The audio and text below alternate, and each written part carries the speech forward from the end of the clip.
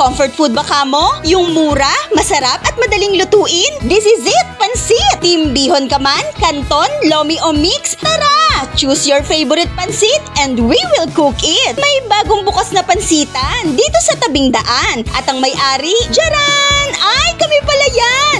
Yes!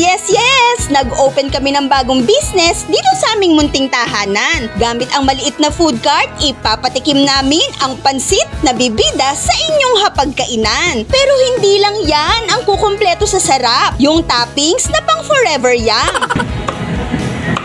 Ang melt in your mouth, crispy lechon. Kung presyo naman ang pag-uusapan, abay pang masa yan. For as low as 85 pesos, meron ka ng pansit na pangdalawahan. O diba, kanin na lang ang kulang? O tara dali, mainit ng kawali. Matapos ilaglag ang iba't ibang sangkap, gagamitin ang katas ng pork, yan ang kaldo na magpapasarap. Saka bubudburan ng mga panimpla para sa dagdag lasa. Tapos, haluin. At ito na ang pansit con lechon ni Nanay. But wait, meron pa. Yung mga tofu lover, kaway-kaway naman kayo dyan. At ito na ang tofu con lechon ni Nanay.